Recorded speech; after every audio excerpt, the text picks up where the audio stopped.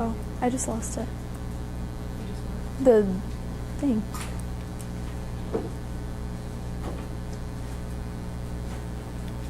There we go. Hi, my name is Allie Calandro. I'm a senior here at Frisco High School. This is my second year in ISM, and I'm studying educational entrepreneurship. I like reading, I do CrossFit, and I love a good hike. And I could tell you a lot more about myself, but I really like education, so let's just talk about that instead. So, why education? I used to love school and books and just studying in elementary school and middle school. I just loved it. I loved everything about learning new things and conquering tasks, and I just loved it. But then somewhere along the way, I feel like we kind of lost that excitement for knowledge and instead focused on like the grades and the, I don't know, like the really small, tedious tasks instead of the big picture. And I don't really think that's a good way to focus on education. So I hate that kids graduate and feel dumb or feel useless or feel like they're trapped at school or feel bored at school. I hate that because it could be so exciting and it's just not. So last year I kind of wanted to figure out why that was. So I was identified as GT in kindergarten, and I was in the program through 8th grade. And it was great. We had so much fun. I learned so much about hard work and dedication and creativity and everything. But then when we got to high school, there's no GT program in high school, and I felt like the system really dropped off. And I saw a lot of my friends that I had been in GT with kind of fall off the map and didn't care about school and didn't care about their classes. They didn't take AP classes because they thought they just wanted to avoid the homework, and it wasn't hard anyway, so why just bother doing all the extra work? And I really hate that, so I want to change that. So last year I had 2 mentors. My first mentor was Dr. Todd Kettler. He's a professor at UNT of educational psychology. And with him, so I interviewed him, and basically we had such a great interview. He asked me if I wanted to come on board with one of his research projects. So we were going to study the experiences of the math and science experiences of gifted students in high school. And I was really excited about this. We did all the paperwork. We got everything ready. The only thing we had left to do was to talk to Frisco ISD and just make sure it was cool with them. So we go to Frisco ISD, and they said, sorry, we can't do this. You can't do it. And I was really disappointed because I was so excited and just like ready to do the project. That was going to be my final product. I was all ready to go. And I got really frustrated because I wanted to do this project. So I went into Christmas break not really knowing what I was going to do anymore because I had this whole plan and then it just got ruined. And so I went into Christmas break not really knowing what I was doing. But I was thinking a lot about it, about school, and what I really disliked the most about like just being in a classroom in general. And I kind of came up with this crazy idea that turned out to be my final product. So I took this crazy idea and I talked to Miss Starnes, who was my GT teacher in elementary school. And with her, I kind of developed this product. She knew a lot about being in a classroom and what that looks like and the problems that are in classrooms today. And Dr. Kettler knows a lot about like the psychology behind it all and the educational theories. So it worked really well for me to have both of them together for me to develop my product. So this is my product from last year. It's a technology-based blended classroom model. So it's the same thing as a normal classroom. You have a teacher and 20-ish students, maybe a little bit smaller. And the students get to work on it at their own pace. So this would be the calendar. Like the teacher teaches everything at the beginning on a single day and just flies through it. And then you pretty much get to work on the assignments until the test. But you have a teacher in the classroom, so it gets easier if you need help or something. You're not just like all by yourself. So that's that. And then these are like all the different resources that they have. They have a certain amount of practice problems that they have to do and a certain number of application problems that they have to do based on a pre-test of how well they know what's going on after that first lecture day. And then there's just extra resources. However, so this was meant to be a website, but I don't know anything about computer programming or anything. So all of this is just like a picture. It's not a real website. It doesn't work. The progress bars don't move. It's not real. It was just kind of a theory that I had. So I finished it for final presentation night, but I didn't really finish it because it doesn't actually work. It's a prototype. So I went into summer thinking that maybe I was going to work on it, but my ideas kind of changed on what I believe in this, and I just don't know if I agree with all the stuff that I was saying before. It's really contradictory. So I kind of changed my mind a little bit. So then this year I came into ISM 2, and originally I was going to study oncology, which is the study of cancers, but I came back to my love of education because I really feel passionately about it and I want to change it. So this year I'm studying educational entrepreneurship, which is the study of charter schools, magnet schools, and private schools, and just different options for education that exist for high schoolers. So what I want to focus on mainly when I create my school is this quote. This inspired me to do this. So it says, "If you want to build a ship, don't drum up the men to gather wood, divide the work, and give orders. Instead, teach them to yearn for the vast and endless sea." And I feel like that really applies to education, because we don't want to have, we don't want you to just study for the test. That's not going to get you anywhere. Once you get out of school, that's not going to stay with you. We're not teaching any character traits that are really going to be able to help you later on in life.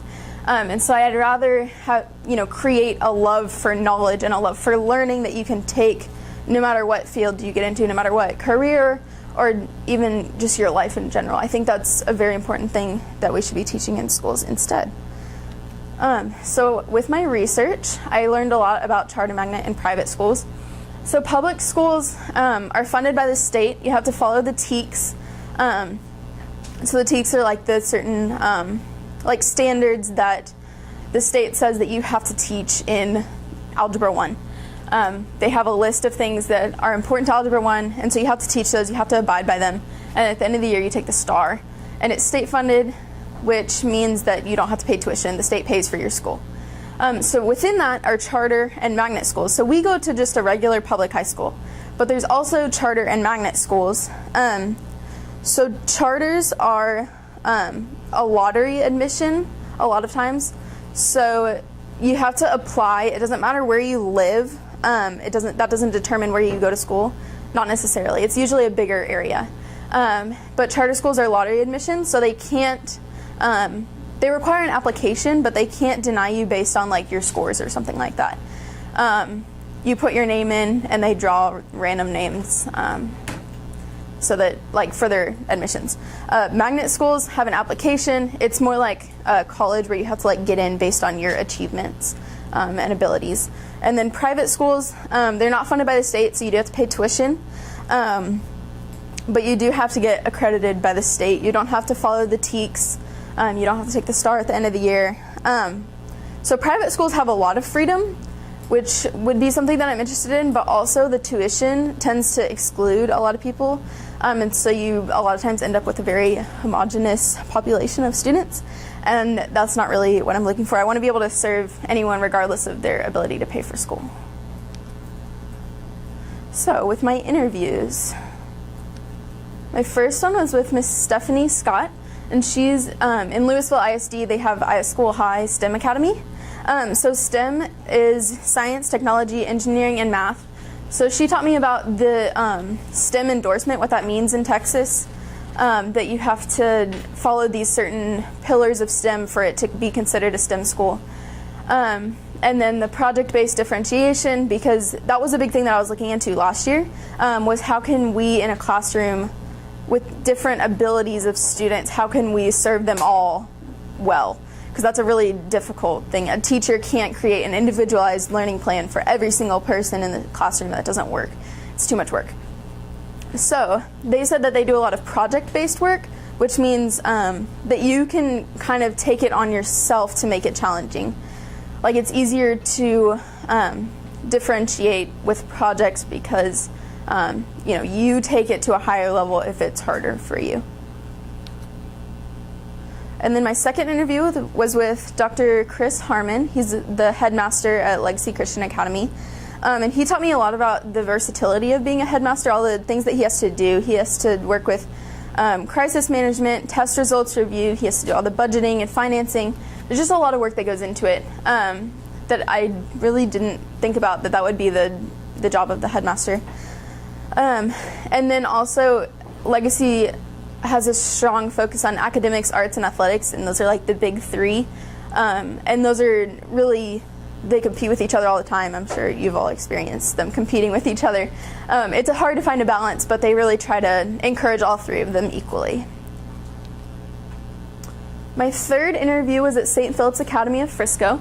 I interviewed with Miss Cheryl Holton, who's now my mentor, and Miss Melissa Finley. So that's Miss Holton's picture. But Miss Finley contacted Coach Goff and said, I would like to, talk to someone in ISM. I really think I would like to be a mentor.